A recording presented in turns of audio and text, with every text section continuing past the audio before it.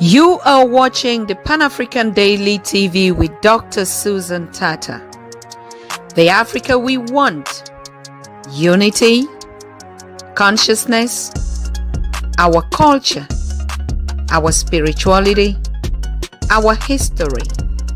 One Africa for Africans worldwide. Motherland's calling its diaspora home. Join my voice. Join my team.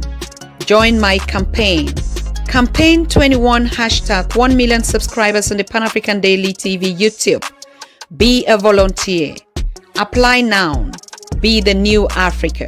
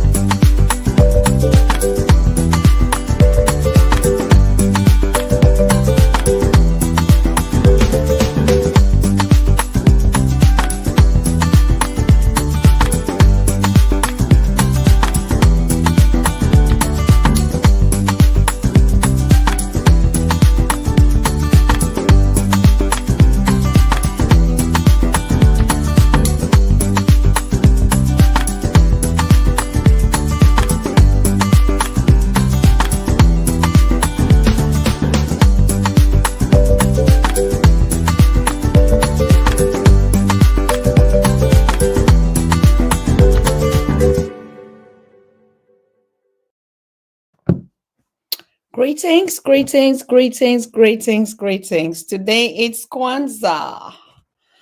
Today is Kwanzaa, the African day for the African people. Today is Kwanzaa. Greetings to all of you. Where are you watching me from? Because I'm kind of like losing some of my destinations. I don't know where you're watching. Thank you, reparations. Reparation. Reparation. Tell me what you're seeing on your screen. If you like what you're seeing, and where you're watching from. Are you watching her from YouTube or from Facebook?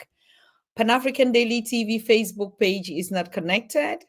So we're watching on three destinations. Let me just know if you are connected, if you can see me, if you can hear me, because it's just a lot going on. You understand?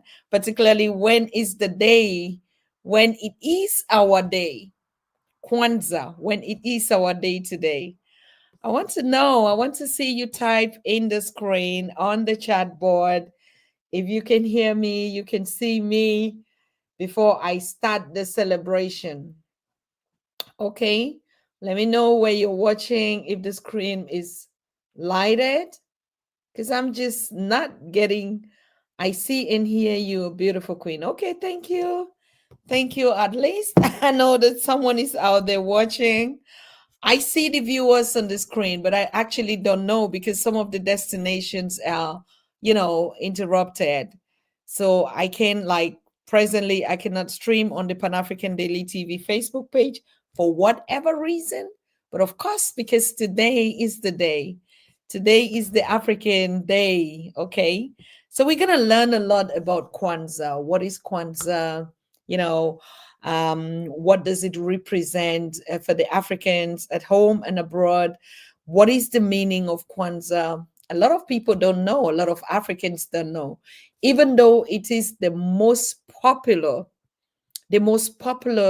event, celebration, day that belongs to us, the Africa Day. I mean, Kwanzaa literally for me is more popular than the African Day. The African Day seems kind of like, a kind of a political display, where it's just celebrated only at the headquarters or the political quarters. But actually, Kwanzaa is celebrated worldwide and is becoming even more popular, particularly amongst the African American communities. But of course, if you look at the celebration itself, the rituals surrounding it, the spirituality, the effect, the messages of it, you just understand this is our own Africa Days. There's just no way we can go around it. And it's very important that we know the essence, the use, the the importance of this day so we can be able to push this agenda forward, isn't it? Thank you, Mr. Parker. It's been a while. It's really been a while. I'm seeing you here again. I hope you're doing okay. I know most of us have been, into different spaces, exploring, doing some of the stuff. I would really love to know what you've been doing apart from, you know, your daily lives, your daily chores, your ambitions, your projects, your businesses, your projects, and whatever you've been doing around. Okay, I'd like you to share these stories with us here so we can know, even if we don't connect every day on social media, we know that everyone is actually doing well in their own respective corners. Okay, yes, so today is Kwanzaa, the African day, the African spiritual day. Hope you're well and progressing. Of course, thank you very much, Mr. Parker. I'm doing absolutely well. I'm progressing, and we're progressing even much better, particularly when we get into the presence of our ancestors and the Most High, and, you know, give them thanks, and celebrate their presence at the end of the year and moving towards the new year. What more else can be better than that? So I know, I know we're a little kind of like early today, so but it's just because it's already just dark here. I thought it was even 8 o'clock or 9 o'clock because every place is just dark and gloomy, you know, and it's winter out here. Thank you, Kasahon. Happy, happy. Thank you, Kaza. You're watching me from Ethiopia. That's my Ethiopian son right there. Kaza, how are you doing? I know when people were wishing Christmas yesterday, you said in Ethiopia, Christmas is next week. Okay. And so, yes. So the celebrations, the religious celebrations, the spirituality, um, it takes a celebration tone in different regions, in different countries, in different races, in different communities. Everything is different. That's why I'm so happy to share with us today Kwanzaa, which is actually going to be the African celebration, the African Spirituality Day, where we end the year in an African manner and to be able to enter the new year. You understand? Like the whole world celebrate other people's spirituality day, like yesterday. Okay. I mean, but if you go to other cultures, they celebrate it differently. You know, the Jewish, they have their own celebration day, which is it's similar to Kwanzaa, but I will show you the difference tonight. And it is a day where they celebrate their religious freedom and resilience, fighting for their autonomy to preserve their culture. It is called Hanukkah. That is the Jewish spirituality day. They even call it the festival of light. Okay? You go to India, they have their own spirituality day where they gather and they celebrate Krishna, or what is called, you know, their own spirituality representation. You go to China, they have their own Christmas, which is literally not called Christmas, but they have their own cultural spirituality day where they gather and they do ceremonies and they share happily, ending their own year according to their calendar and be ready to get into a new year. So for the African celebrates everything apart from its own. Of course, we understand that Africa is the origin of mankind and creation. So every other celebration belongs to us. But there's something particular in our culture and our spirituality. You know, when I was researching on Kwanzaa, I also saw a lot of scripts and researchers who say, no, you know, Kwanzaa is not a religious festival or celebration. It's just a cultural festival. You know, when it comes to Africa, it's always going to be decoded in so many things. So you ask yourself, to these able scholars out there and researchers and historians, anthropologists, or what is culture? What is culture? That's just the question. It is so pathetic. Really, I can say it to say when it comes to Kwanzaa, it is described as just a cultural celebration and not a religious one. What is religion and what is culture and what is spirituality? That is what I'll be very, very happy to share with you tonight.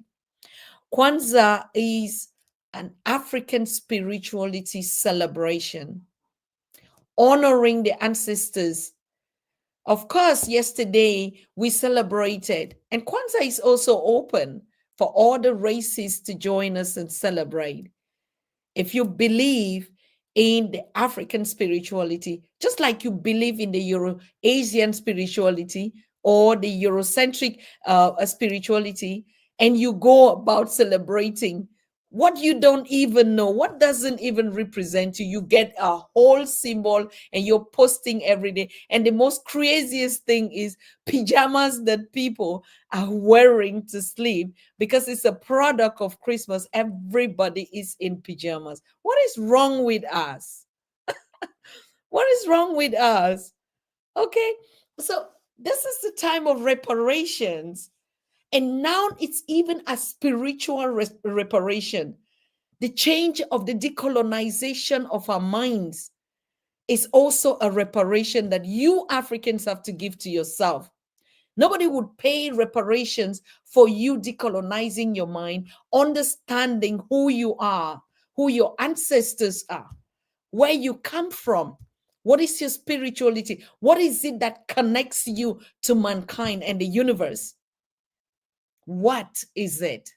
And that is going to be a spirituality decolonization and a reparation, a spiritual reparation. And that one, no one can help you. You will have to sort it out for yourself. You know, reparations, they're going to pay African governments or pay some systems. It's not even going to get to the people that deserve that reparations in any case, though.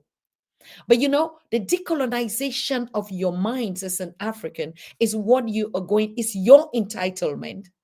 And so, like we say all the time, ignorance is no excuse in this generation as we speak. Absolutely. But we still get all the so-called scholars, you know, people who even role model us, who don't even know who they are. So 2025 is going to reveal a lot. It's going to be a self-made. If you want to be something else, like they say, you know, it's a free, it's a free system. How you want to choose to evolve depends on you. Nobody's going to have that time, even in the next 5 years, to sit here and be teaching you what you should know. Because we're living in the time of knowledge. We're not living in the time of education. We're living in the time of knowledge. Go and find out the difference between education and knowledge.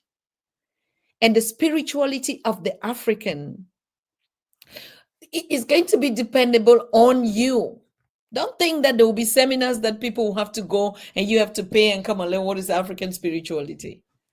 It is so pathetic that at this time, when it comes to other things, you know, we celebrate and we share, we don't even know the meaning.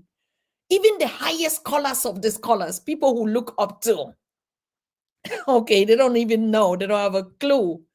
So it depends on you, how you decolonize yourself, how you reparate yourself, means you repair the damage, the brain damage, okay, in your system, to begin to research and find out for yourself who you are. It's the same thing with progress. It's the same thing with, I don't know, with success, depending on what you call success to be.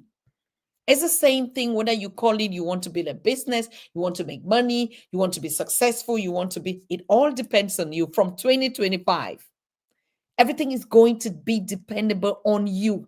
The choices you make for yourself, what you define to be whatever qualifies you. That's what is going to happen as from 2022, 2025. And today is that moment where we want to find out, what is Kwanzaa? What is the meaning of Kwanzaa? What is the essence of Kwanzaa to you, an African child? Of course, you have never ever thought, what is the essence of Christmas? What is the meaning of Christmas? What are the symbols of Christmas? What is the ideology behind it? What is the spirituality meaning behind it? Because if you ask Christmas right now, people will give you all sort of definitions about Christmas. Some will tell you, like for the Christians, they will tell you, oh, it's the birth of Christ on the 25th of December. Okay. Some people will tell you it's a happy day. It's a day to eat what? To eat this fat chicken. This, whether you call it what? Day to just gather with people, sit around and share. So everybody have their own meaning of what Christmas means. For the children, when we were growing up, Christmas means buy a new dress, go to church, eat rice. We never even knew anything. Whether it was we could see some puppet or some theater that was acted in the church, you know, always with Jesus and the baby Jesus in a manger, and then Joseph and Mary going to Bethlehem that night and 3 stars. We all saw that theater like it, exactly like the Nollywood and the Netflix series that we're watching today. Okay, that's how it became a culture because of the dynamics to which that culture was brought to us. What is Kwanzaa?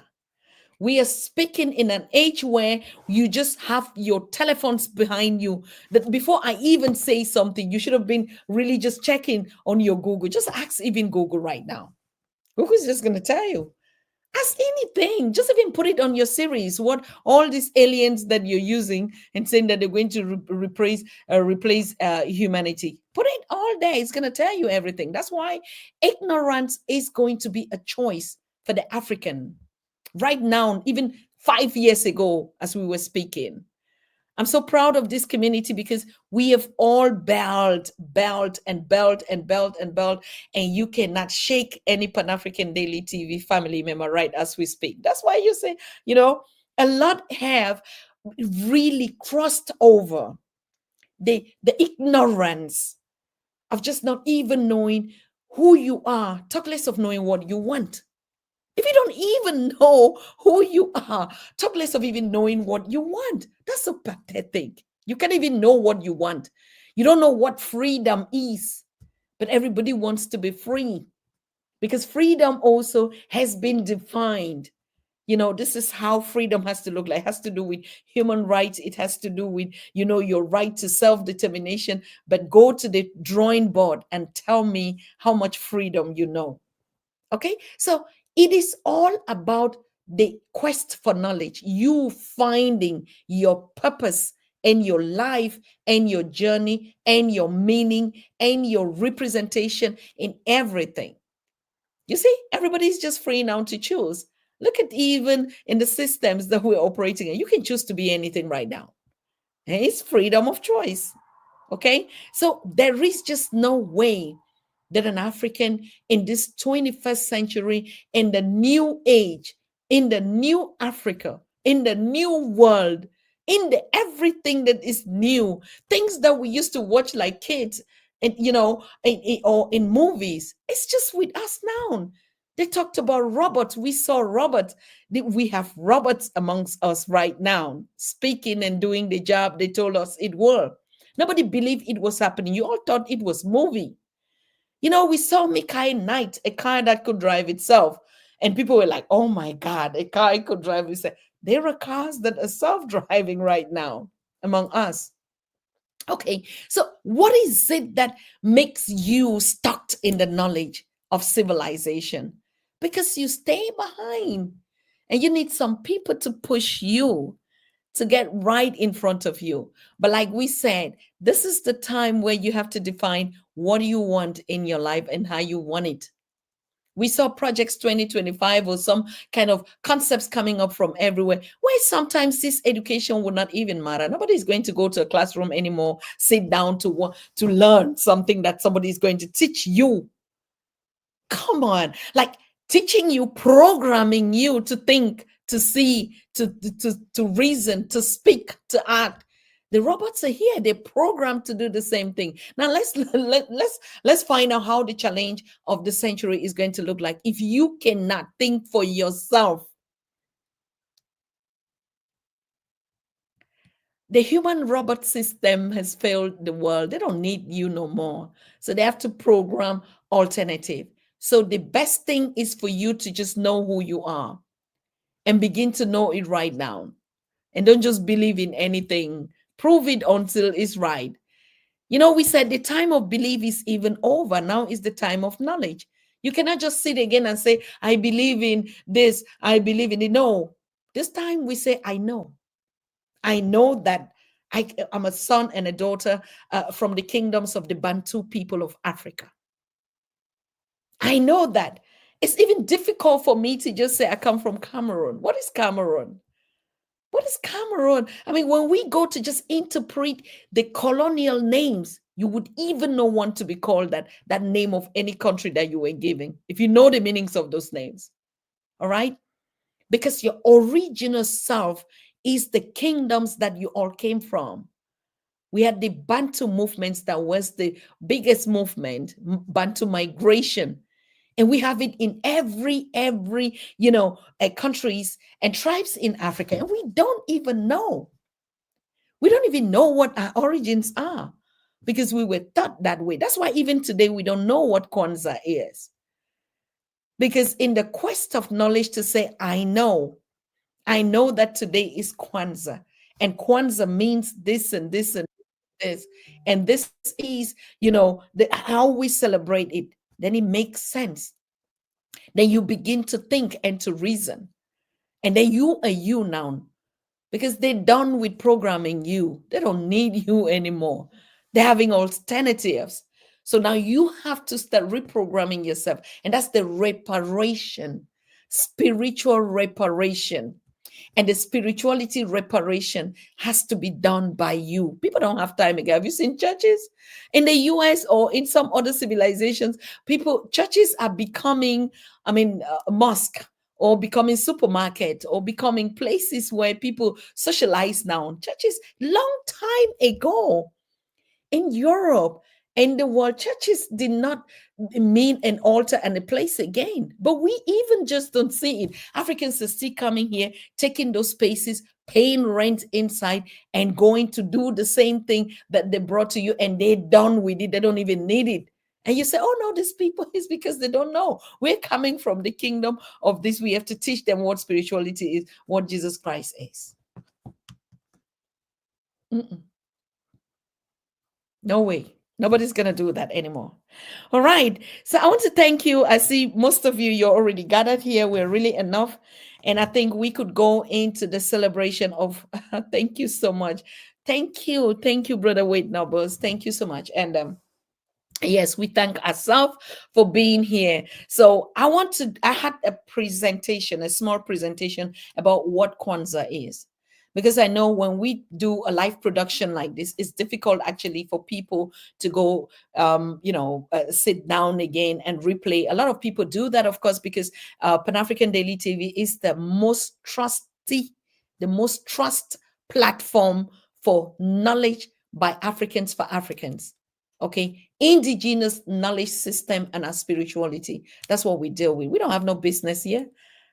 We have the business of only just understanding who we are, what is our purpose on this journey. That's all, and nothing more. Okay, every other thing is just a side hustle. Every other thing is a distraction. But the main mission and purpose, why you as African are here on this dimension, what is your purpose of being here? All right.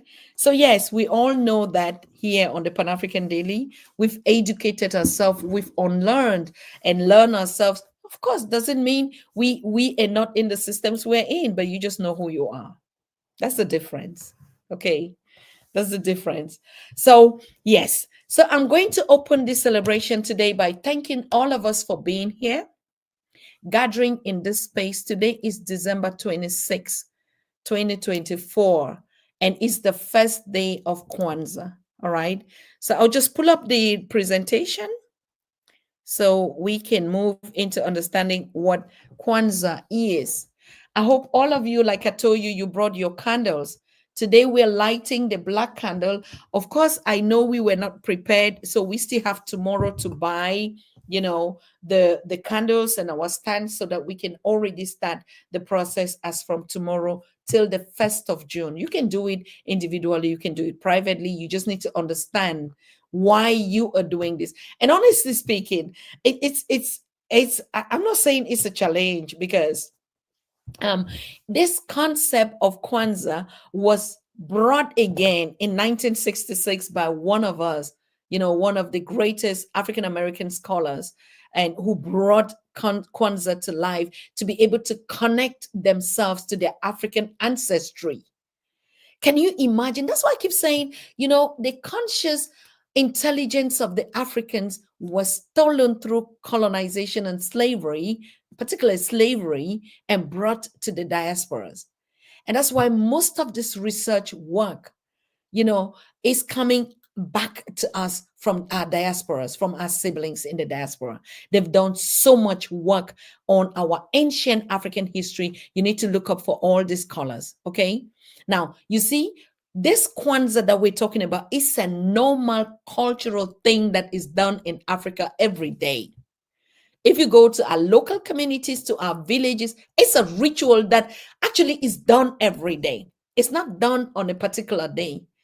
Because like communicating with your ancestors, giving thanks, sharing food, gathering together to eat, it's a daily thing. It's a daily life in African culture. Okay. I'm not saying people don't eat, they don't share every day in other cultures, but what I'm saying, in this respect, honoring the creation, the creators, honoring earth, honoring what we all get back from earth. It's a normal ritual in Africa every day, but it's not put in a format like Kwanzaa is put upon. That is why it was easy for us to be, to be colonized, to brought systems onto us anyway. Most of us, we do know it was on the Durex. Okay, let's not mix words right here. But it is an African way of life to worship your ancestors, to give thanks and praise, to bring the first fruit of the harvest, to give it as a sacrifice. When I spoke to my mom, she told me in those days they had a place. Oh my God. It's crazy how these things transcend in our life, and then they just bring it back, whether it's their culture doing it, but you are doing it, but you don't even believe in the things that you're doing because it's not been commercialized, it's not been branded. And that's why we are stuck on the same space. And my mom tell me they had an altar in the community when they were growing up. Whether it's closer to the market, but there was a particular place where they built like an altar. Let me just say an altar, a traditional hut. And everybody that was coming from the farms had to drop something there. Whether it was a cocoa yam, was a banana, was whatever, vegetable, a fruit, you had to drop it there. Like you were just, and that act was saying, in our dialect, we say, naambo mongwia, naambo mongwia. It mungwia means God. Okay, means God. And so giving to the God, you had to. And who was the God? That's why it's so important for us to understand. Like Professor James says it all the time, we are our ancestors. So that act of everybody, whether it was a father that was coming from the village to tap palm wine, they would drop a calabash of palm wine at that hut, at that altar. Okay, let's call it an altar now, right? And it has to be on a footpath. Now, the people that are coming that need anything, whether it's carrot or beans or potatoes or yams or banana or cocoa yams or drinks or water or anything, you would just pick from there and go. Nobody had to justify the fact that, oh, I gave you something, now I need thanks. You didn't even know who collected what you gave. But it was that joy of giving, of putting it there at the altar for the needy. Now, because somebody came and just told you, no, we're feeding the world, or no, we're helping people because our own currency, which African currency is food and culture, and our currency is paper money, and so give it to us and then we do the job for you, called community services and care. And Africans will go about thinking, oh, we never do that, in our communities we don't do that. No, because you're just knowledge, you're lacking knowledge. Exactly, calabash, where the calabash is too, you have to put it in the calabash. And so when everybody that comes and takes from that altar and go, you were giving it to the God. And that's why I keep asking, who were the gods? Who were the gods? Our ancestors knew that in a human form, we are the gods. So if someone is hungry, I give it and they come. Do you think they think that, okay, we put we were keeping the calabash there and putting food inside, and something is just going to come from somewhere and pick it in the night and go? They knew that the gods were people like them, were part of them. Feeding the gods means you feed a spiritual soul. You feed somebody that is needy. So you're giving to the gods because they understood that we were all gods. Anyway, we enter into the presentation. I said today is Happy Kwanzaa Day. Kwanzaa starts today, December 26th. And up to the 1st of January. Now you understand why these 7 days are so important, because every ritual takes place on the days before we enter into a new year. And that new year is the day now that they celebrate and give wishes.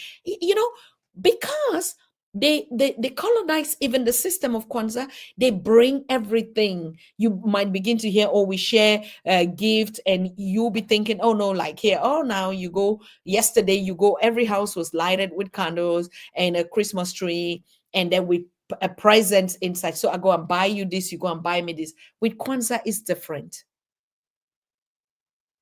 Now, some people even, oh my God, it's okay. Some people even find out, what do you want for Christmas? And I give to you. And then what is the joy again in just sitting and just like, oh my God, I gave her that. What is that aha in it? Kwanzaa is different. All right, let's take a look. Kwanzaa, like I said, this is a beginner's guide. Okay, Kwanzaa for beginners. If you never heard about it, you never knew about it, what is Kwanzaa? This is how the image looks like. You see presents, you see candles, and then you see the different principles that guard these 7 days, what they mean, what is the essence in our spirituality, and then on the last day, what happens. Okay, so we start Kwanzaa. You can spell it with a double A or with just an A. But the name Kwanzaa comes from the Swahili phrase Matunda ya Kwanza, which means first fruit.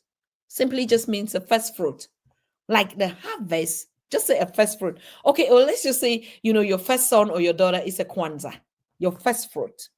And how do you bless it? Let me just put it in that category so we understand, okay? Right. And this is how the first fruit look like.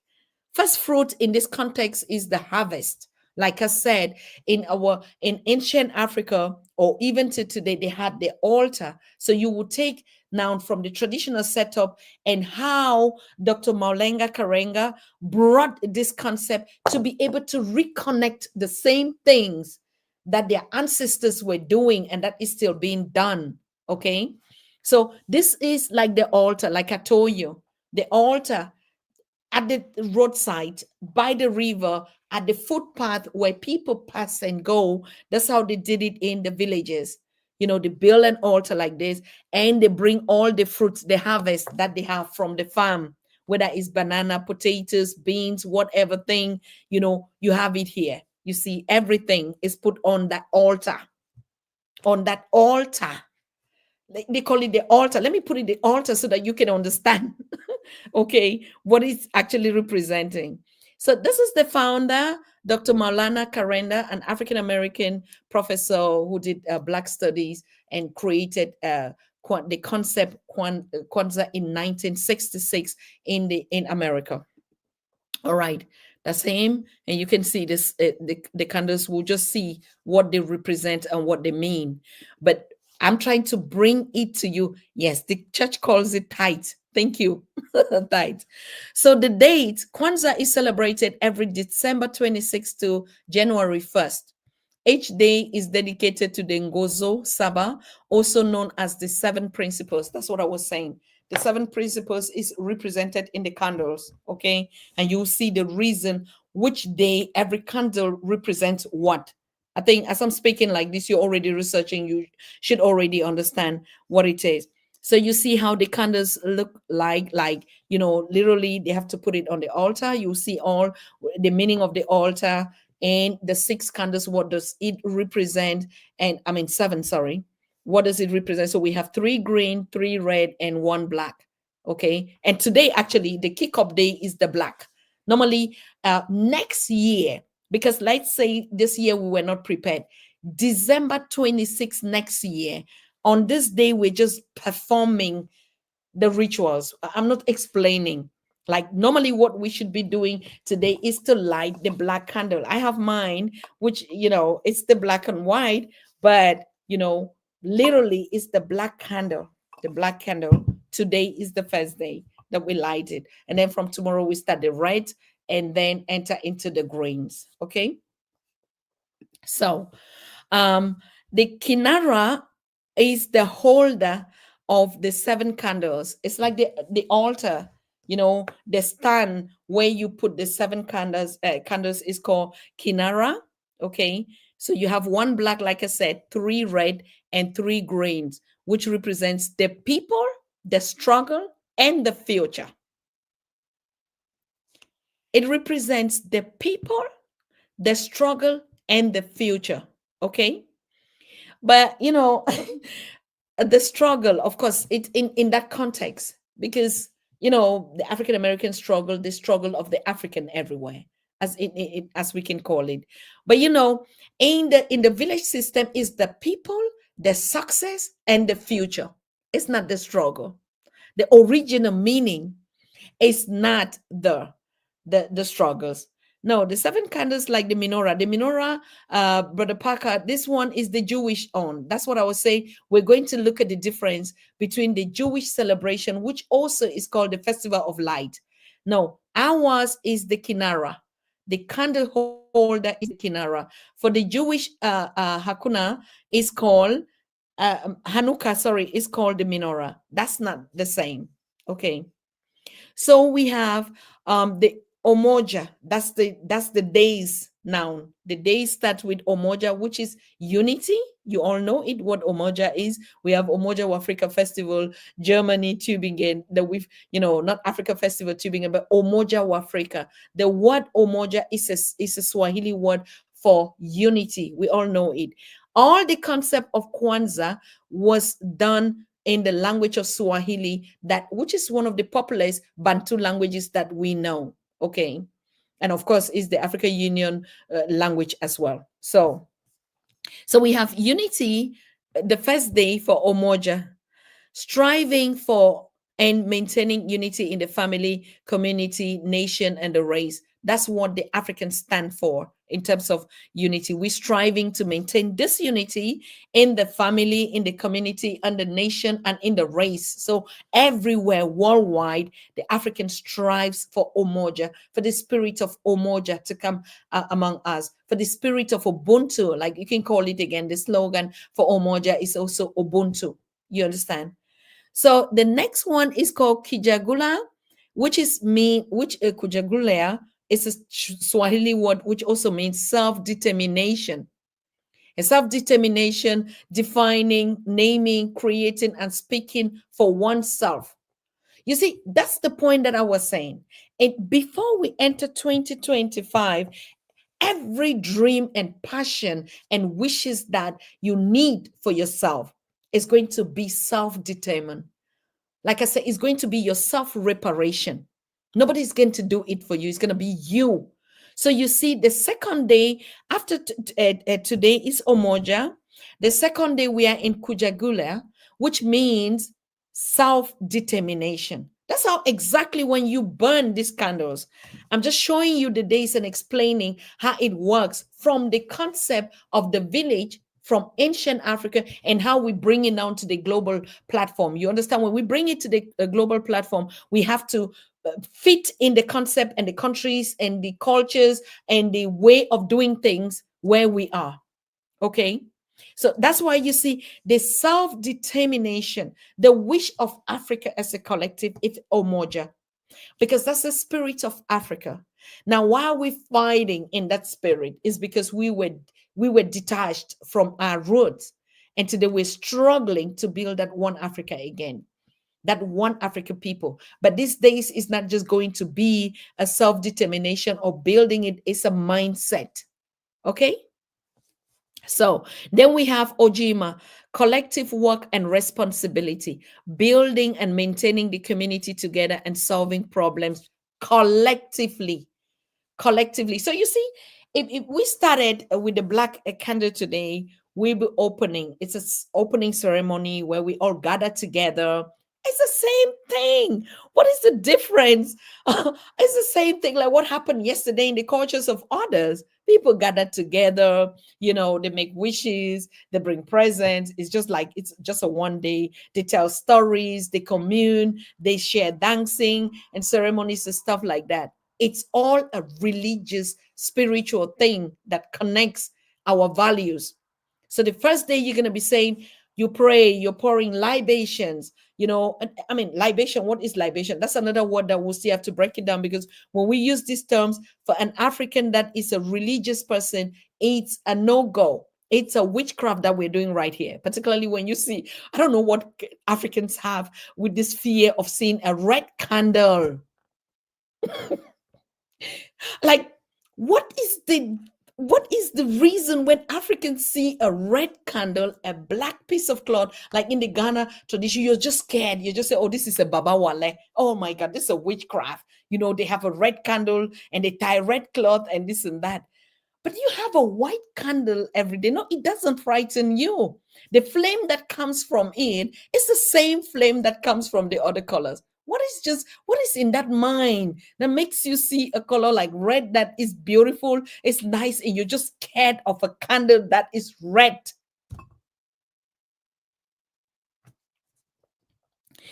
Building, maintaining, and getting the community to solve problems collectively. So we have been with Omoja, we come together, we have been self-determined.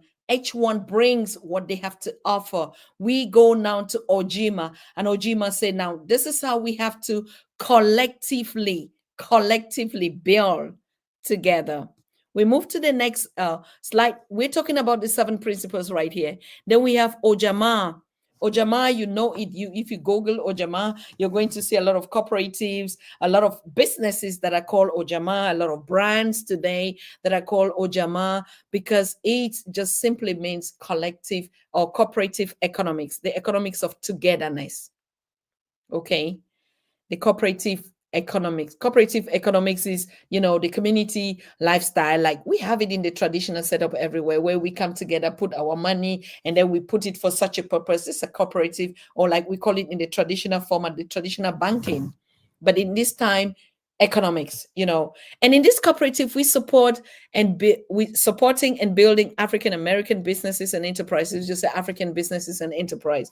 So you see, during this day, Ojama, they make commitments. They make commitments, like they actually sit together in the community. If we were one and we're celebrating this day, we would have already known what we are doing on the day of Ojama. For instance, some people are saying, you know, just like in the Christian faith, they say, I'm not eating meat today. Why don't you eat meat? You understand? So they make some commitment. I'm not eating meat today. I'm not drinking. Or like in terms of fasting, you call it in the secular term, fasting, or something like giving up something to achieve a purpose. You understand? So that commitment also, like a lot of Black communities or African communities could like, all right, I want to buy a Black brand, for instance. I just want to put my money in the Black businesses. You know, that's a sense of community, that's a sense of cooperative economics. Or we're going to take the funds that we kept today and open an Omoja, how do we call, maybe driving school or washing point or a community center or a town hall or a house of meeting for the young people. You know, that cooperative economics is what we do on the day of Ojama. Okay. And then Nia is just a purpose. Nya. I mean, we don't say Nia. I said Nia because it's written like that. It's Nia. You know, Nia is a purpose of belonging together. And that purpose just means we're committing to collective vocation and building up our communities. Let's just put it that way. It's a wish. Like I said, the other one was a sacrifice. I sacrificed something for something this year.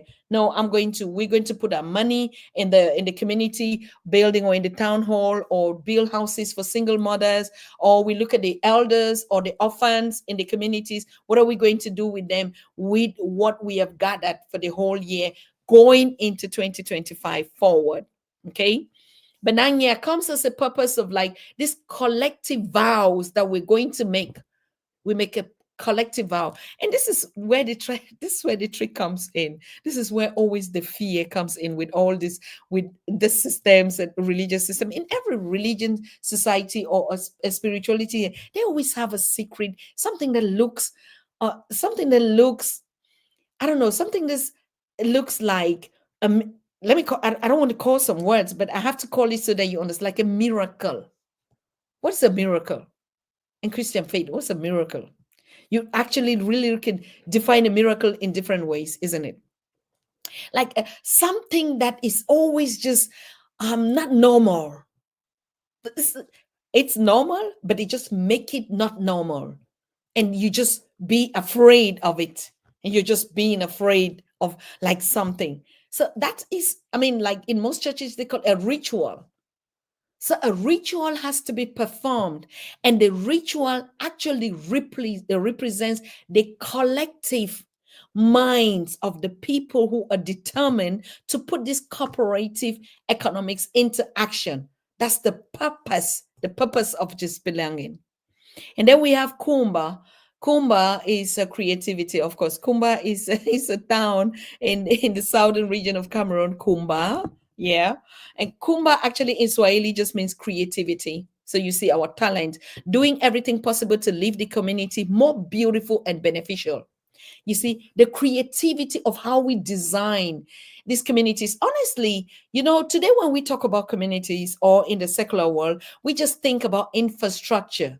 Honestly speaking, in African spirituality, it just means the people doing everything possible to leave the people more beautiful and beneficial.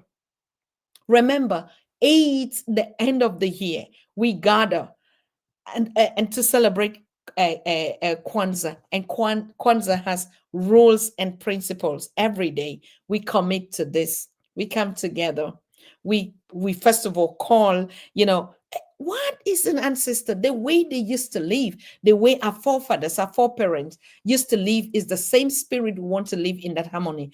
Who is that human being or mankind in the world that doesn't follow the steps of his ancestor? Show me one in the whole universe. Who is that?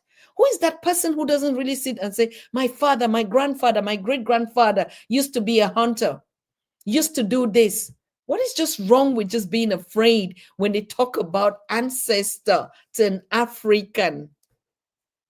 What is it? So that's Kumba. And then we have Imani. You have Imani, and Imani is very popular. Most of these words, people name their communities, they name their children, they name their belongings, they name, their successor. The name Imani. Imani is very popular. Sounds like Arab somehow, but it's a Swahili word. And, Swahili words also have the components of Arabic words that are put together. If you look at the formation of that Bantu language, you see, okay? You understand how the words are made. So Imani means faith. And this is the last principle, faith. Believing in the community, people, and the righteousness of the struggle. Of course, like I said, struggle depending on the spaces where we are. Okay. In African spirituality, at home is believing in people, our righteousness, our intentions of whatever we're doing, and in the successes, not in the struggle. Okay. So now you see, this is what I researched today, and it was so crazy. If you just put Kwanzaa on Google, this is what you're gonna see. This is what you're gonna see. Like Africans who are just busy playing drums and dancing, and as everything, just to make you understand. Oh no, it's nothing important. It's a cultural thing. It's just another way of dancing and celebrating. And look at them, and just that. No, it's more than that. It's the religious freedom of the African for self-determination. Simple. Mhm. Simple. The symbols of Kwanzaa, we have the kinara. That's what we talked before. The candle holder. Okay, that's the kinara, the candle stand. Let me just put it, the candle stand where you put your candle. And it holds the 7 candles, the 3 red, 1 black, and 3 green, representing the principles. I mean, if you just look at the colors, what are the colors of Pan-Africanism? What are the colors of the Black movement? What are the colors of Marcus Garvey when they came up with that? So what is just different in these candles that they look, I mean, you talk to some people, they look frightful because you don't even know your flag. You've been given different kind of images that you don't even know. Green, black, and red are the colors of the Black is Pan-Africanism. These are the Pan-African flag. Okay? And that's what these candles represent on, of course, the minds of the people. If it look like the Hanukkah, in the Jewish model, they have a different stand, and theirs represent, a collection of how many? I think they have a collection of 8, and we have 7. You understand? So every single thing is not just something, it's a purpose or that. But I'll tell you the economic meaning. We all know it already. All right. So then we have the mkaka, mat, which is the foundation, placing other symbols representing African traditions and history. Exactly. Like you decorate the altar, you put calabash, you put the traditional symbols of power. I don't want to, you know the cowries? You know, the cowries is the original African currency that we used to trade before the fiat currency. And that's when you see the cowries today, actually, if we go right deep, like we reverse and go behind, even just not using it as a symbol of money. That was the way our ancestors explained it to the historians, that oh, this was a symbol of power, and we used to, you know, you when we go for dowry or we go for negotiations, and you know, and something would happen, you know, this is how we would pay. We will have to refund it in this. But if you look at the cowrie, it's exactly the womb of a mother. That's a symbol of it. And so you understand the power. So it's just too much deep. The information is so deep. Like I said, you need to find it out for yourself. If you ask, you will receive. If you trust the process, you trust your ancestral knowledge, anything you ask, they will show it to you. You don't need to go do any research. They will show you the meaning of every single thing that is valuable to you. Okay, why do you think people take it today and they make it becomes like a jewelry? You know, they put it any, you can buy it from Chinese shops and stuff like that. Ask them what it means. They have no idea. But for you, an African, because it's your symbol of success, of power, of knowledge, of connecting with your ancestrals, it means something deep for you. Okay, so we have the mazao, the crumbs, symbolizing the rewards of the collective. Of course, anything you want to give, anything you want to put at the altar, right? Like here we see the chocolate, chingums, or whatever. I'm just saying in other traditions and other festivities. In African traditions and ancient thing, it had to be a crop, food. Because you, of course, we understand the essence of food in African spirituality. That is why organic food, alkaline food, our systems, the things that we put in our body is life and death. And our ancestors understood that. And so, even in Kwanzaa, I think even in the America, when they celebrate it, you don't go and buy a cloth or you buy something. No, you have to bring food. You have to bring a meal. You have to bring something that is eatable, something that goes into your system. And that thing better be something that you have farmed it yourself. So that's why they brought the crops, different types of crops. And you know, like because they till the soil, our ancestors believed too much in nature. They know they were natural people. They still natural people to today. Okay, so the soil is so spiritual. That's why we call it the earth, the mother earth. And if you look at the color of the earth, how does it look like? What's the color of the earth? Is it a brown or black? Okay, what does that mean too? You need to find out. So this is how it looks like. This, I mean, in a normal way for you to understand if you want to build your altar, and I will still tell you. I told you in the beginning, it's a daily thing. On the continent, it's a daily thing. It's not a one day thing. It's not just, you know, we gather on 7 days. That's a daily thing. And so your Kwanzaa should be a daily routine, depending on how you look at it. If you want more power, more energy, more knowledge, more connectivity, of course, what does it cost you to burn a black candle every night and go through the concept of unity? What does it cost you?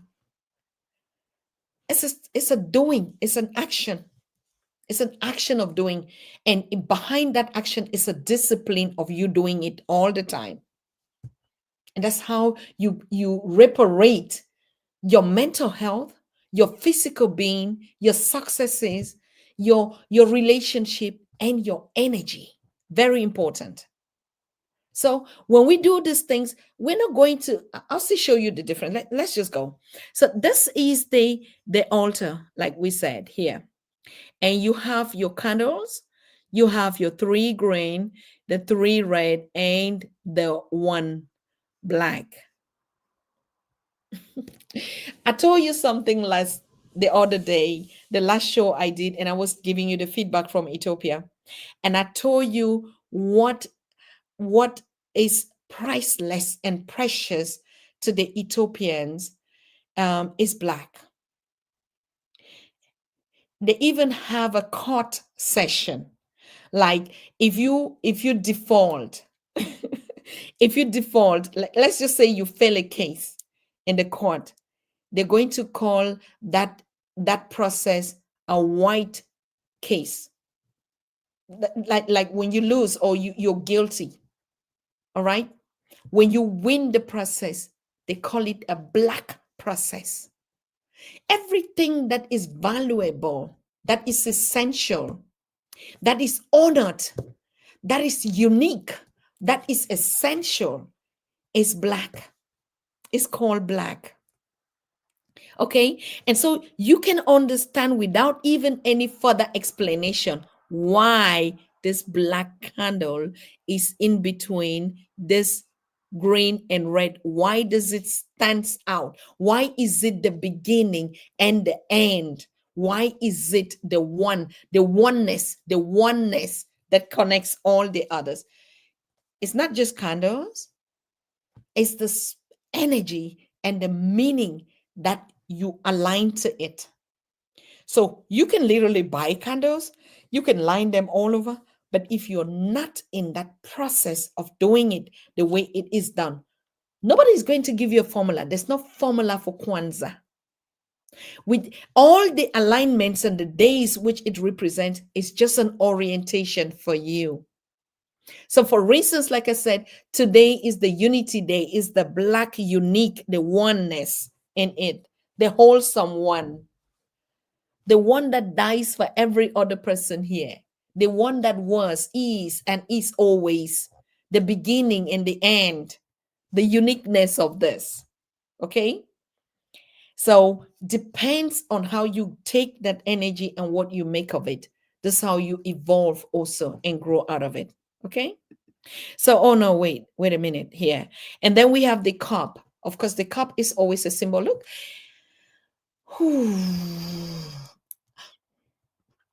When they do the rite of passation in the village, they honor an ancestor.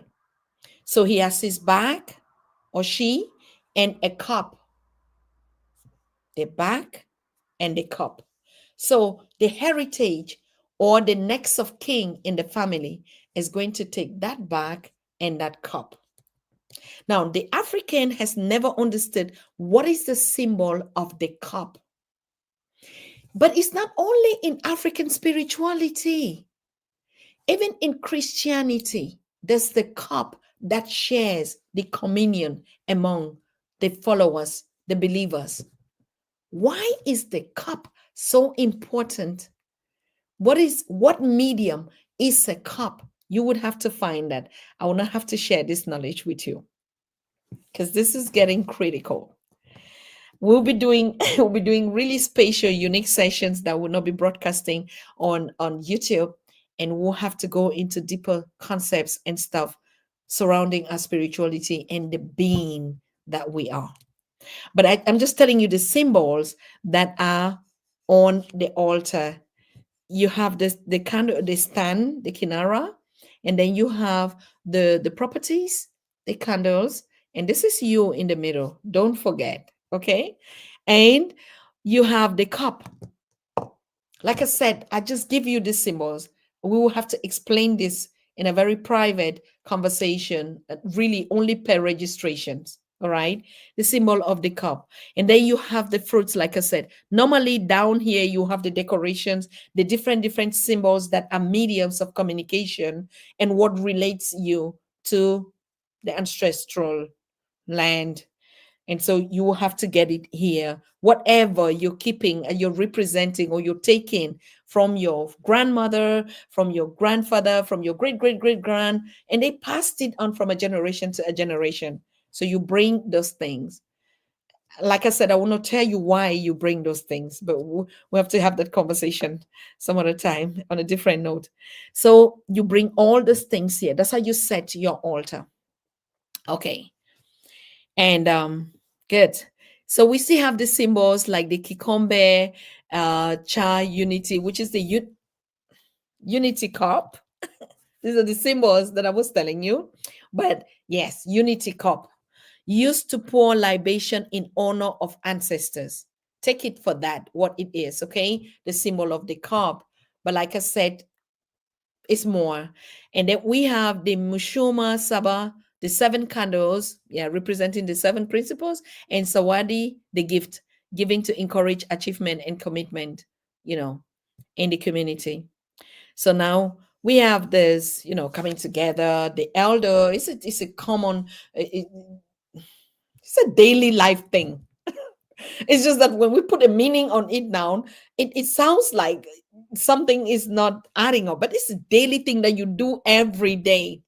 The reason for collective coming together is to bring the consciousness behind every action that you've been doing, but not representing in the way it should be. Okay.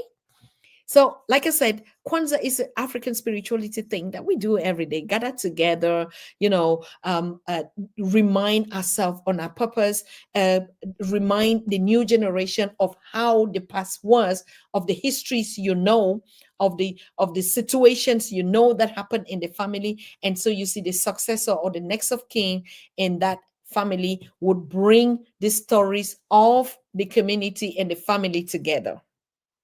It is more. And that's why I still even agree when they say it's a cultural gathering. Yes, it's a cultural gathering. If you understand what the meaning of African culture, it's a cultural gathering. Okay. So you see, they pray together, they come together, they celebrate, they dance, they eat from the same. Oh my God, Ethiopia is just the number one, the only living culture that, of course, in Ghana we still have, in Cameroon also we still have meals that we have to eat, and traditional meals. I don't even know why they call it traditional meals, that we still have to eat with our fingers, with our hands, and even even the pattern of eating it and sharing it amongst us. If you understand not just the meaning of doing it, the purpose behind, the power that is in that act that you're doing, that is what we're doing here today. Okay. So you see representatively, just to get an image and a symbol of how it looks like, culturally, family like, coming together, this music, this food on the table, and what we believe in. What are the 7 principles that we believe in? And before we transit, or even though it's the Gregorian calendar, before we transit from this, what are we leaving behind? What are the stuff we are really leaving behind? What is it that is taking us? That's why the light and the candles symbolizing opening of doors. Opening of doors in such an amazing way. I cannot describe it. I'm not able to describe it. I'm not worthy to describe it. Okay. So the light of the candles representing who you are, your culture, your heritage, your foundation, the right of self-determination and your freedomness. And you inculcate it with the light and put energy, what you want to happen in that structure that you've put. You're still going to doubt, or you're still going to believe, or That's the question. All right. So, like I said, I saw Brother Enes was talking about the menorah. So the difference between Kwanzaa versus Hanukkah You can also look it up. That's why I did this presentation. You can download it later, or just for, to remind you of the things in case you forget. We are in the age of knowledge. Type it on your screen under the Hanukkah. Just put the difference between Hanukkah. What is Hanukkah? You understand? Hanukkah is, I mean, I just put some simple difference. Hanukkah is 8 days, Kwanzaa is 7 days. Okay. And Hanukkah is the Jewish holiday which involves the menorah. The menorah is the candlestand, what we call the kinara. Okay. And Kwanzaa lights a kinara. But I mean, every culture has its own history. I don't want to disagree with the Jewish culture. It's something that they had been doing since the second century before Christ, which symbolizes their faith and their resilience and the light over darkness. The light over darkness. That's why in Hanukkah they even call it the festival of light. It is widely celebrated, respected in the Jewish community. I mean, like literally, like we're celebrating a Christmas all over. It's the same way the Hanukkah is celebrated and respected among the Jewish community. And it's the same way Kwanzaa is to be respected and celebrated in the African communities, at home and abroad. As a matter of fact, as we speak. Because it's a time of knowledge, it's a time of sharing, it's a time of spirituality, it's a time of connecting. You've seen how much we've been able to connect just by sitting here and sharing how much we've been able to connect. And it's the same thing that is actually happening right now. Okay.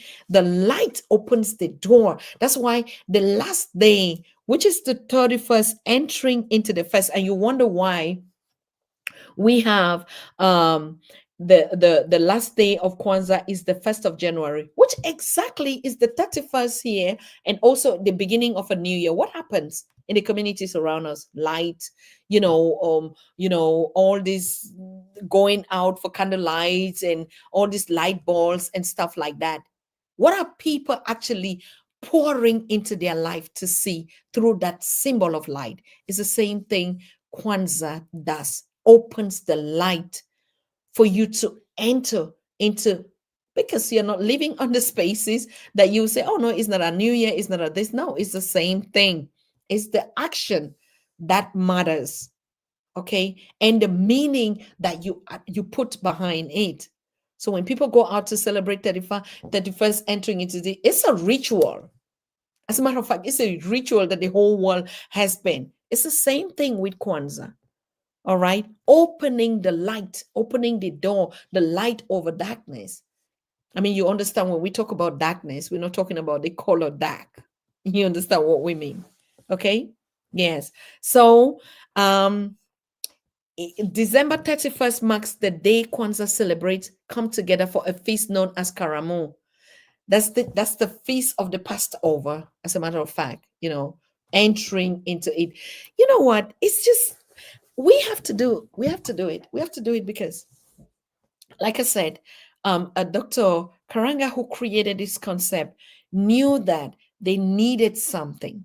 They needed a symbolic event that connects them to their roots and their ancestors. I don't care what you people say about it. I know a lot of conspiracy theories or whatever. Oh, he was this, and brought this. I don't care. The most important thing is the African needs something that is tangible, because it's a normal daily thing, ritual that we do. It becomes like, like in modern words, they say, oh, it's a lifestyle, it's a this. And so it's just like, it's a lifestyle. It's more than just a lifestyle. More than just a lifestyle, if you know, and you know how to use it, and you know how to call it upon yourself, and you know how to bring that light into darkness in your space. That's when you understand what it is. It is more than a lifestyle. It is more than a festival to just dress in African clothes and go out. It's just more than that. You literally can even wear anything you want to do. But if you understand the purpose of what you're about to do, then you know exactly you've arrived, as a matter of fact. Okay. So you see, while and I really had to underline this because it's very important. Why the last days of Kwanzaa focuses on gift giving The presents are usually homemade rather than store-bought. I just said it. They share values and beliefs around the African American heritage, heritage, like connecting back to their roots. I told you already. What kind of present, what kind of ceremony is that? Now, we understand even in the Christian church and the religious church, the Last Supper. Were they giving gifts at the Last Supper? What was that meal, eating, process? And now, of course, we understand it in the Christian churches that the communion, the reason of communion. Sometimes we don't even understand it, like communion. The what is self communion? It's not a red wine and a cup and something to drink. Commune, community, commune. We said it, a lot of vocabularies. We need to understand the vocabularies because it's not in our local languages. And so it means something else. And that's why in the yes, washing of feet, for instance, in the faith and the spirituality world, and you're like, we commune. It is powerful than you can think. Commune. The words come, community. What is a community? It's a people. And when people commune, what do? They come together. But what are these people? I told you in the beginning, before we started, how did my mother called this Kwanzaa? How did they do it in their time? They had an altar at the crossroads. It can be at the junction, but it is a place where people cross. I think Professor Baina Bello, if she's watching us now, I mean, she will have to do a lecture if she has time on the purpose of junctions and commune. Why you see roundabouts, where they come from, what does it mean? What is the power in that space? A crossroad and a junction. If you go in our indigenous traditional systems and knowledge, when something happens and they have to find out, why do the ancestors, why did this past go at the junction? What happens at the junction of your life? What happens? You drive at a crossroad. You've never thought about it. So every single system is put for a purpose and a meaning. And just like I said, commune. Now, if you're not conscious, you just say, oh, communion. I went and took communion. Oh, we're going for communion. You just go and they put bread and wine in your mouth, and you're just happy that you had communion. You don't even know the power. You don't know the essence. You just know. And of course, and to make it even more relevant, they tell you it's the body of Christ and the blood of Christ. And you ask yourself, in your normal sense, you'll be eating somebody's body and drinking his blood for what purpose? To symbolize a sacrificial lamb, a sacrifice.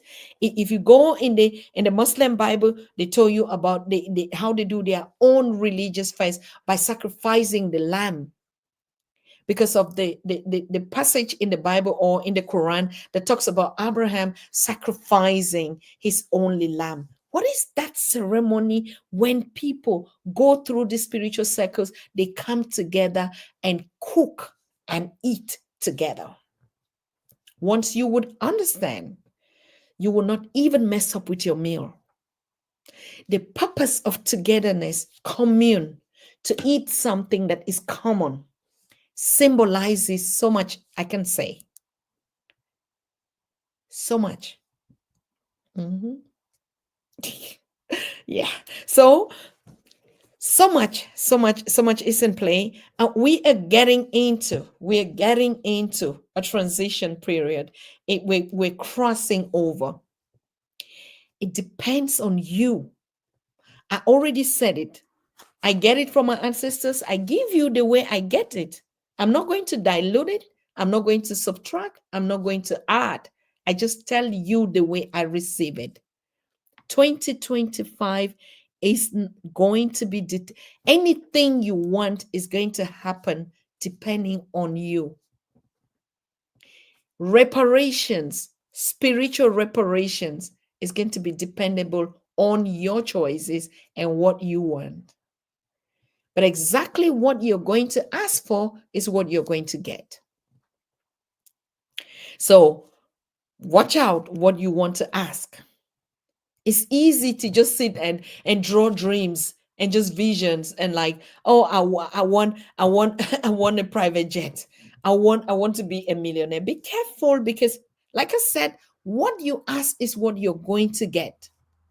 And if your purpose is just about I don't know what millionaires are, I don't know how they look like, but if your purpose is just about what you see, you might want to rethink again, because we're talking about spirituality. We're talking about the invincible. We're talking about the things that manifest in the physical that you see. And that's when you go to break it down at the bottom line to find out, why do I get some things? Why do some things come to me if they don't belong to you? What are my wishes that I want? Because literally everything you ask, you get it. And so you have to deal with it. You can also say, no, I don't want it. I don't need it, because it doesn't fit my mission and my purpose.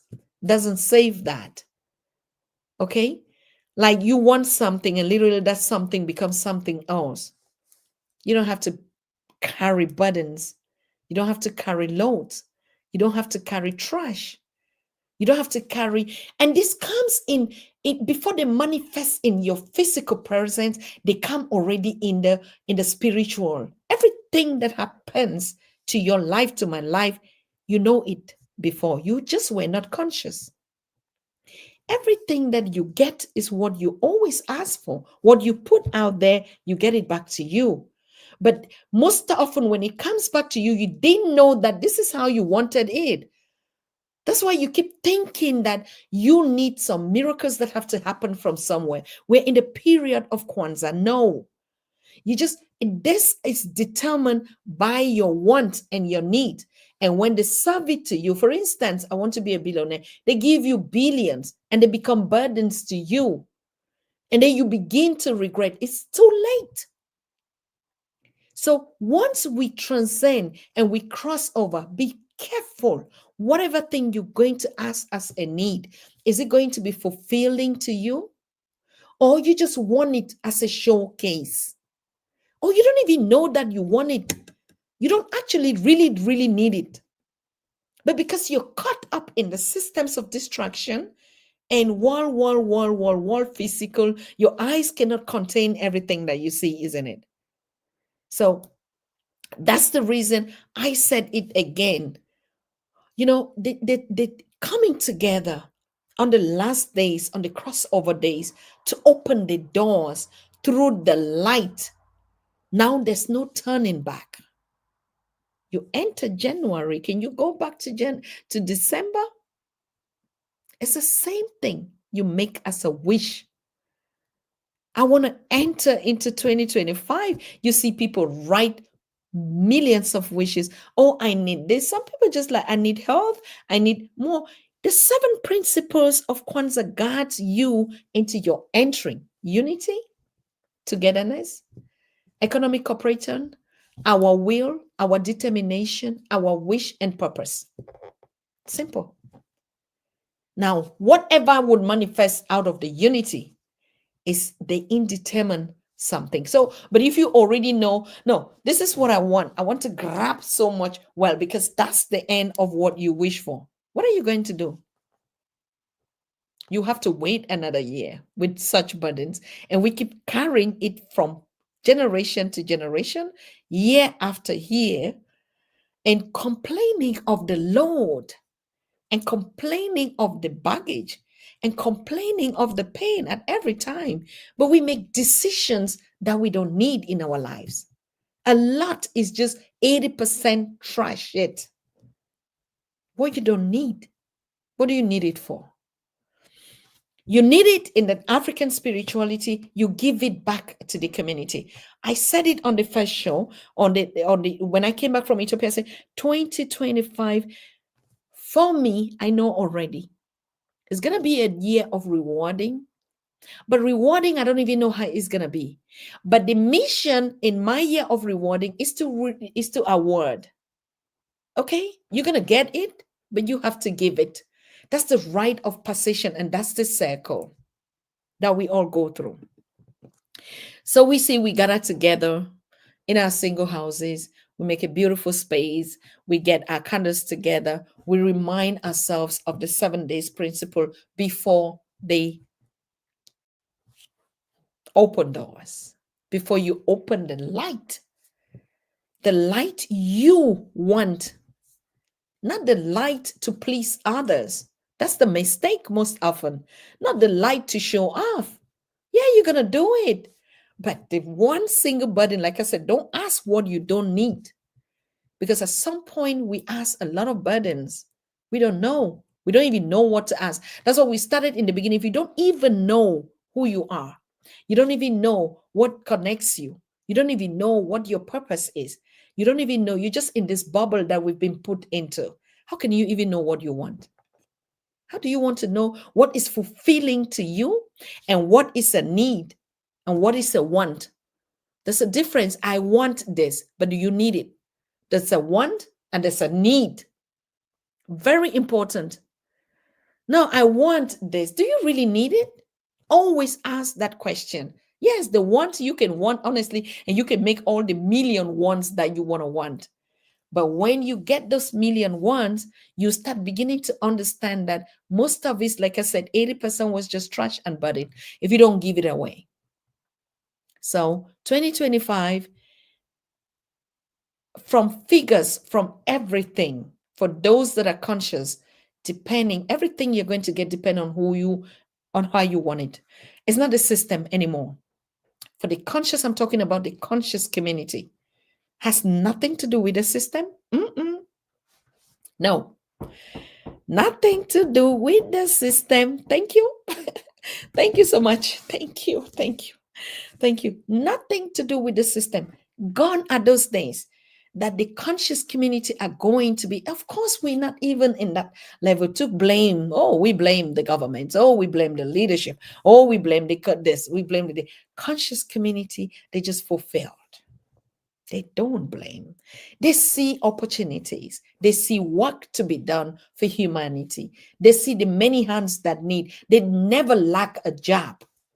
And from whatever job they do, they never lack what they need from that job. That is just equivalent to what you need to fulfill your want and your need. Equivalent. If there's something we have to know from Kwanzaa before these 7 days is be careful what you're asking. Be careful what we're asking for. Be careful what you want the universe to give to you. Be careful. We ask too much. And the second thing, you look at somebody, I want to be like that person. I want the things that this person have. I want the gift that this person have. That's the want. But if you need it, you don't know. Because people ask their gift and the ancestors give it, the universe give it to you. I have mine. I ask mine for a purpose. And I use it for the purpose that I need it for. Yes. If I ask for your donation, I just put it in the work that I need. I'm not about fancy. We're all fancy anyway. We were made as beautiful as any other thing, as nothing else. You don't need so much fanciness. It's just a waste of or a distraction. Okay? So we need to understand I ask what I need to fulfill my purpose. Does that make sense? Don't ask what you don't need. It's going to be a burden to you. Anything you ask that you don't need, and because you ask from somebody's perspective, that person just asked what they needed. And now you wanting to be that person, it's not your need. It's not designed for you. And so it's going to be a burden for you. And you understand why we, at some point, when you are not spiritually conscious, you begin every day to ask things that you already have. particularly us Africans. I don't know anybody in life that is generous and waste things like us. Of course, because we're the chosen and the blessed one and the privileged ones, we always have more than, always more than. But the problem comes when we begin to want to get from somebody, we pull away from the knowledge of our ancestors and they pull away from you. They're like, I don't even know what to do again with you. What did you learn from the stories of your ancestors? How did your fathers live? How did your mothers live? Just by managing the wealth of the community suitable to the community. That is why we have compounds. Compounds is our village homes. Our ancestors, our forefathers built compounds. And the children, the sons in the home never leave the compounds. They would bring their wives to the compounds. What has happened, if you look at our community today, our villages today, our compounds today, how deserted they've been because of the quest and the distraction of things we don't need. We begin to run. If there are 7 sons, each sons have their own house. What is the use of the compound? Because we've been distracted, always thinking and getting things that we don't need. And we begin to look at our ancestors as if they were ignorant, and we demonize them as if they were not technologically intelligent. They were primitives because they didn't go to school to be programmed. This is why you come and you get the program, you get the disease, you go back and contaminate your communities with it. Too much how you know. What if we stick on the principles? Because like I said, we don't have a guiding principle. Kwanzaa guides you for a week. And you can replicate it 365 days. How does Ethiopia manages to say, we are not crazy about what the world is celebrating? Yes, we have our own Orthodox Christian religion. We are not celebrating 25th or anything, but of course we do celebrate with you. We have our own next week. 2025, no, we are not in 2025. Thank you. Be going ahead. We just celebrated 2017 on the 1st of September, the African New Year. Possible. Decisions you can make. No, I don't want this today. It's okay. Doesn't mean somebody else cannot want something else. Yes, I celebrate you celebrating. Yesterday we all celebrated. And that's the magic of humanity. And that's the magic of Africa. Does it mean I'm a follower? Does it mean I'm a Christian or anything like that? No, any place that people are happy, I'm happy for them. Whatever their mission, whatever their purpose, whatever their stuff is, I'm happy for them that they are happy for themselves. Is that me? No. I'm happy for my own self. And so it is a spirit of transcending as we move on and forward. We have to be very precise and concise and understand we are never, ever going to be some other people else. Otherwise, the Creator would have made you that. If they created you and she made you in her image, your mother, your father, and they had their values, if you are ashamed, I just love some biblical words because every scripture, those scripts, like all the scriptures that we know, has a lot of ancient African values in it. You know, this scripture that says, if you are ashamed of me on earth, I'll be ashamed of you in heaven. This particular scripture is spoken in my language the same. If you're afraid, if you're ashamed of your parents, of your humble beginning, I don't even know what we call humble beginnings. If you're ashamed of who you are, of the village man, the village woman that you are, of the communities that you grow in. Just look at a tourist that is leaving all the skyscrapers and all everything you're running to, coming to your village just to be like you, to drink fresh water, to stay close to nature, get away from all this distraction and all whatever, this confusion, and just be human. Of course, you also have to go to get experience and to know. But did they ever came and they stayed? Everybody goes back to their homeland. Everybody goes back to their ancestral land. Everybody goes back to their compound. When we go back to the continent in our homes, we go back to the village.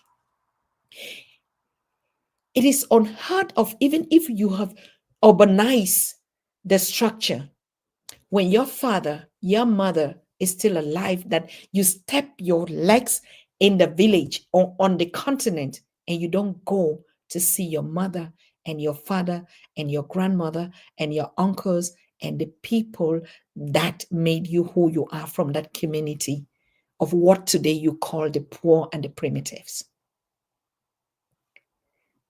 It will never be well with you. You can pray every kind of prayer. They're not a part of that prayer. They are not on that table with you. They don't commune together and dine with you. You're on your own. Why? Of course, because you just left your ways. You just left your ways and got yourself into a system, a situation, a culture that doesn't oblige you to belong. And sometimes you even fight to belong in there. You're on your own. You don't have any protection, and don't blame nobody. And you wonder why you can cry 24/7 and do all your vigils and whatever. Hey, nothing changes because nobody is with you anymore. You don't know me, your ancestors say, I will not know you too. You don't even recognize that you came from me. I will never recognize you. You're on your own. But of course, we know that a part of us is up there and our eyes are watching and we looking how we can. But we can actually not defend you, the choices you make, because we are not together. We're not in communion with one another. We don't talk to each other. We don't share a common meal together. You don't even give me anything. Libation. What is libation? And like I said, once everything is put in an African spirituality context, it becomes demonized. Like I just talked about the red candles. I mean, like you can go around and wear your red clothes and everything. We paint our lips red. It doesn't matter.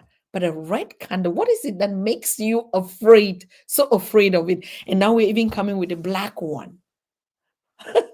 Because you're black in the skin and just white in your minds.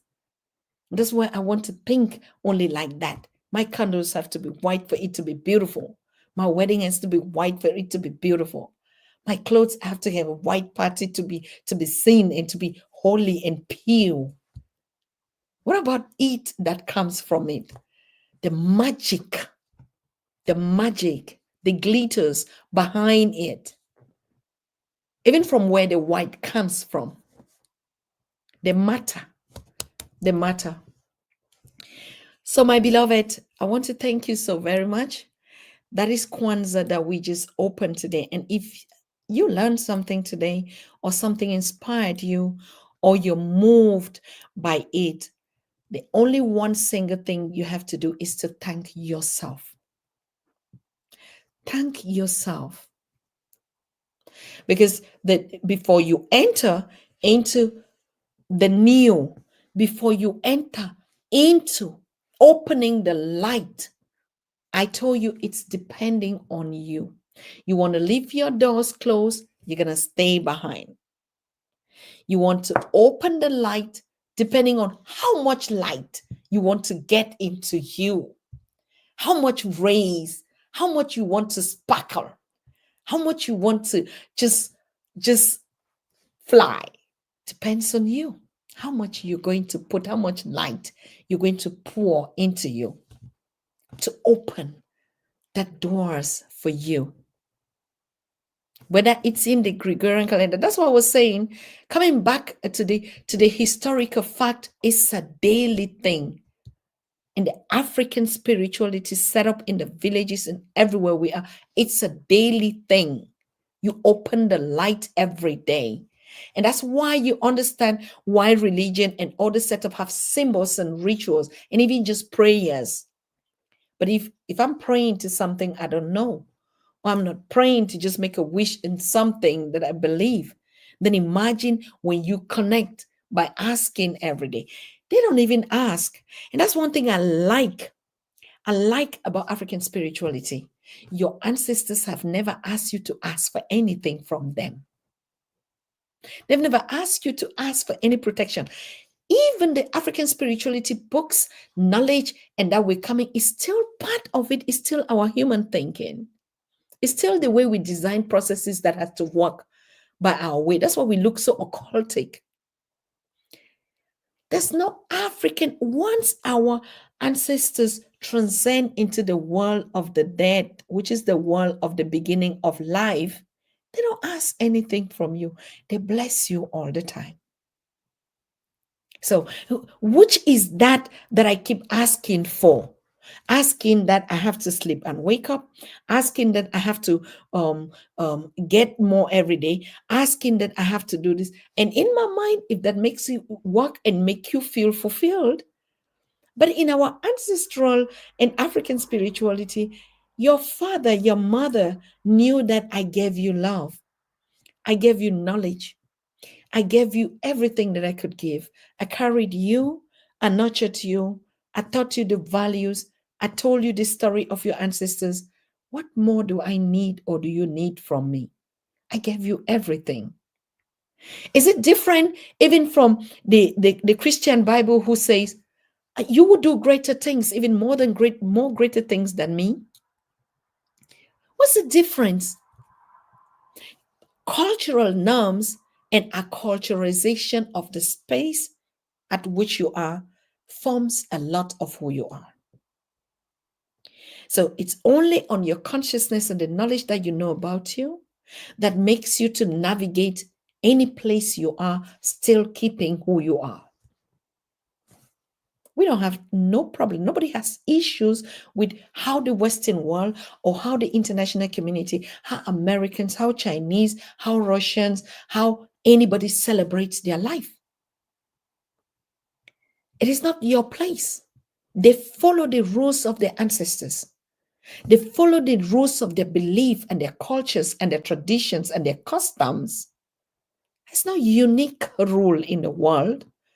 Of course, otherwise we would have had unique law that governs the whole world. Why is it when it comes to spirituality, there is some uniqueness? Now, that uniqueness is only dependable on you, your ancestry, and who you are, and the future and the generation. That's why you see Kwanzaa is saying, for the people, for the struggle, for their future. Always the future. We're always forward thinking people. But like um but like we need to go behind, pick it from the ancestors and then move. Why did we have to do that? Because we were broken from our roots, disconnected. And so no connection functions between us. If you look at it, everything I've been saying looks like I'm in the church on the pulpit or anything. It's the same. But how does it relate to me as an African, as in my culture, in my tradition? When I pray, who I called, I am my mother, Nguye, Nguye, Mamu Nguye, Mamu Nguye, my mother woman, Mamu Nguye, Awa. In my language, God is not singular, it's not singular, it's plural. Nguye, Nguye, Mamu Nguye, like our God, our people, our us. It has always been about a collective, about a united force, about a community togetherness issue. Has always been about us, not about me, not about I. Has always been about us. The moment you get into that trap of always, it has been, and we see how determined, how these situations have brought us into different circles.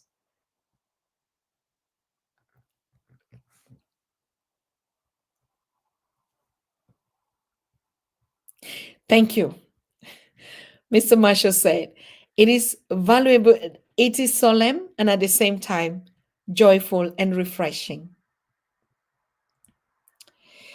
It is, they say, if you don't know where you're coming from, you will not know where you're going to.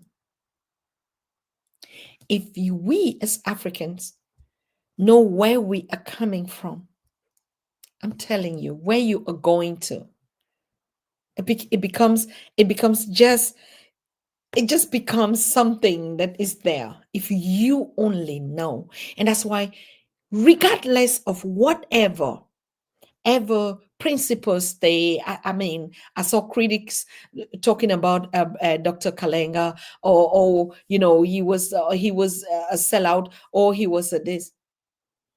That's your business. That is your opinion.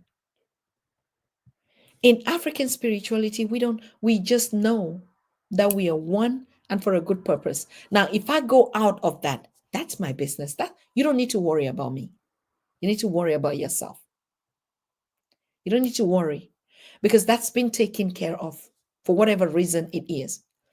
But it's symbol of us coming together, following the principles of togetherness. Omoja, bringing our collective together to build prosperous economies and supporting them. Is it different from the European communities, or the American or the Asian or Indian communities that said, let us put our stuff together and support it? What is different when it comes to Africa? The Jewish, they do their festival of light. I put some notes here because I really wanted to, the festival of light, which is the Hanukkah, is a Jewish celebration of religious freedom, cultural identity of resilience, standing up for their belief and tradition. It is a major Jewish holidays, deeply a deeply cultural and of historical significance to the Jewish people, and they respect it and honor it and fight for it and celebrate it every year passionately. Nobody teaches it. If you don't teach your culture to the future, if you did not know, maybe it's time for you to know so you can teach further. We can celebrate others. Kwanzaa is also open for a celebration to everybody. Who tells you Kwanzaa shuts some people out? Or Kwanzaa is saying it's only the Black African people or the melanated people that have to put it and celebrate this? Who says that? Because if you understand your origin and you understand that you are the creator and you create a space in mankind, could you shut out the world? No. So every single thing, I say it again, depends on what I want. Depends on my ego. Most of the time, my ego talks to me. But they are positive ego and they're negative ego. You know it. We know every single thing. Even a child that is brought into the universe understands that when I touch fire, it's going to burn me. And the African mother said, touch it. I'm not going to tell you not to touch it. Touch it. They leave you, you touch it until it burns you. They're not even going to warn you.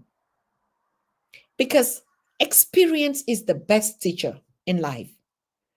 It's not because an African mother or an African parents don't know how to raise up a children. Who raised the nation and the world? Because sometimes when you tell you don't touch it, we don't hear. Want to try it, and they leave you try it. And when you get it burned, and then they add it again and say, no, now you got the experience. Let me experience it again with you. So, my beloved, we are in the right time. Relax, sit back, get your candles. Tomorrow is open. I think tomorrow is the 27th. It was shut here the past 3 days. So we're going to get our candles, set your altar. It has to be a permanent altar. Okay? Don't just go out, rush out and come back and just enter, just get shower and just because of the hustles. Find time. Create time in your agenda 2025 and be able to determine your time. Because time, you can be busy just doing something, but you have to determine this is what I want to do. Your choice. Anything that you say, I'm obliged to, I'm forced to. Yes, of course. We have to do things not just because we're comfortable and just don't do it. The difference is the intentions, the purpose behind everything. Like I said, don't ask things you don't need. You can ask, they give you enough. And what do you do with it? We share. That's why meal, the purpose of togetherness, bringing those things and sharing, leaving gifts at the altar. Who tells us we can't do it today? In our communities around us, we can make altars outside. You've seen it in the normal systematic centers now. Is, how do they call this? These shops that are always community shops that people go and donate dress or donate this, and then they take it again, then they sell it to you and create jobs and stuff like that. It's the same thing. And they always call those things social care, social communities, social. I don't know what is social about. As a matter of fact, the whole world is social something. And it all comes from the ancient African humanity script and the way of life. So, like I said, I'm rounding up. Okay. I wish all of you power, knowledge, before you enter into the next Gregorian year. Forgive yourself. Forgive yourself. Start by forgiving yourself. Just start by forgiving yourself. If you don't know how to do it, please contact me. I do a one-on-one conversation. I know you're going to ask me, how am I going to contact you, Dr. Tata? How am I going to contact you? I know you're busy. No, I'm not busy for things that are, I'm busy for my people, of course. As you know me, I don't do any other thing than what I'm doing. Any work that I call a work is the service I do to my people, because that's my purpose and that's my mission on earth. Okay? So we have to forgive ourselves. You're going to be making the list as we light the first candle.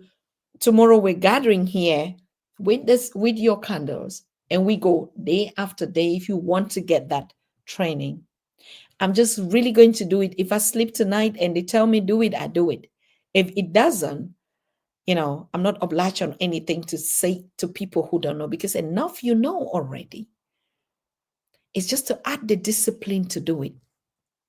Wake up, make that time. Out there in the diaspora is still, and go to these shops, buy your candles. Just do it. Every single step and every mission, as you open the door and send the light, goes with action that follows. And so you need to start that actions. Now, if you think you need it, if you're spiritually equipped that you don't need it, you have all the other mediums that you can connect. You can also drop me a text. I can share more with you, how you just do it. But remember, that's my own gift. It might not be your own. Yours, you might need to do it differently. And that's why no matter how much I might explain what is my own knowledge that is given to me, it might not resonate with you. But of course, most of the time, coincidentally, we resonate and we fit together. We just commune, particularly when we're on the same level of energy.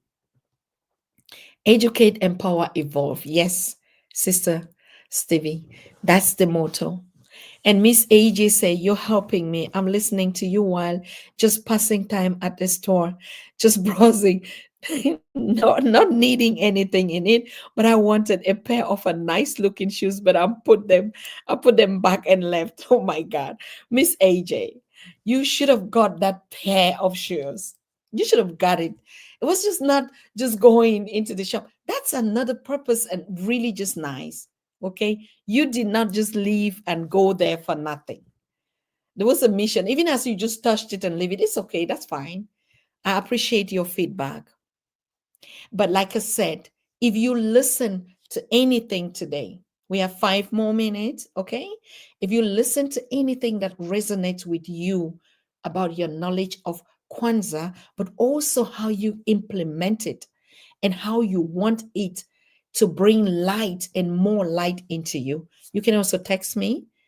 If there's some questions or there's some things that you still just don't know, or it's still just complex around you, because it's a ritual. But what is a ritual? You cannot do a ritual that you don't even believe in it.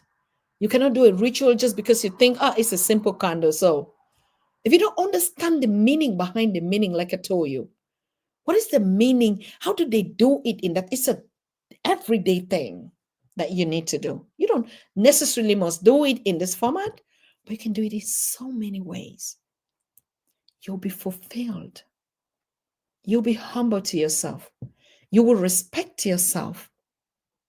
And because when you respect yourself, I told you, you are your ancestors, you just respect them that went behind you and them that is coming after you. Start with you in the middle. So love yourself, forgive yourself, thank yourself, honor yourself, respect yourself. But remember, anything that you ask for going forward is just going to be given to you. There's no joke in life. Don't mess up. Don't joke up with your life. Don't put your life as a joke. And don't make people to look at you as a joker. No. Be serious. There's sometimes being playful and every other thing. But when it comes to things of life, your personality, your needs, your health, your mindset and everything, don't joke about it. Be serious and take action for it. Okay? So we love ourselves. Thank you, Miss AJ. Thank you, everyone that is here. Thank you, Mr. Parker. We need to develop, enhance, or build skills for the next phase, enlightenment. Thank you so very much. Of course, we're already doing it. Every single day that we spend, we've been building skills.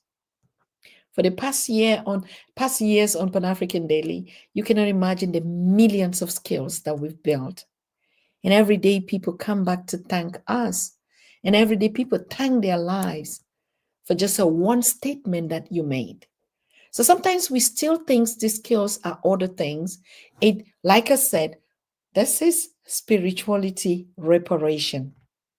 A lot of things are already done. A lot of things have been made possible for us. And as a people that created humanity, honestly, our only job on this universe was to push the love forward and just enjoy. Nothing more. You didn't have to work hard. You didn't have to break your head or your neck to do any other thing. It's because once we share the little that we have, the little becomes more. But because we are taught and we've been brought up in systems that just, it's all about the many, the many, the many. And the many is one person trying to grab many and then to share with many. No, the little, it's always the opposite. If you look at every other single thing, everything is always the opposite. If you always think the opposite of what you see right now, it's the truth. The opposite. The other side of the coin. So please, anything you know that has been beneficiary to you, thank yourself. Like I said, I'm thanking myself for giving me, for that I get the message and I'm able to have ears that can listen and that can share it and that it can multiply to make something out of that. That's what I'm thankful for. Because without you, there would be no message. I wouldn't be getting any message to give out to anybody. And without you to make it work, there would be no action. Everything would just be dead. Okay? So thank you so much. Greetings to your beloved ones, your communities, your family, and particularly your households. Thank you, Brother Michael. You say, Dr. Tata, thank you for today's lesson. Thank you. Avalia said 12-12, of course. The 12-12. Yeah. Thank you. Thank you. Thank you, all of you. Thank you. Yes. We have to just continue. If you see me live tomorrow, I'll share the post. If you don't see me live tomorrow, just continue and know that we're entering the second day. The third day onto the 31st, we're going to gather and we share a meal together. Okay? And in that meal, we open our light. How big you want it to depends on how you open it. If you're just going to open it small, that's how much you need, of course. But if you want too much, you're also going to get too much. All right? But be conscious. Like I said, be conscious. So, good. We are on time. Just on time. Just a perfect time. And thank you so much. And peace and blessings and love, unity, solidarity, togetherness, Omoja, Ojamu, Ujama, all the Jaja, Imani, and every single thing that we have put into ourselves today. May it just multiply and shine a light to everyone. Share this video with people you know that need it. That's a way we give. In African spirituality, we share knowledge. Knowledge is the most important gift. That's why the knowledge of your ancestors, the knowledge of the past of who you lived and how they live is valuable, it's priceless.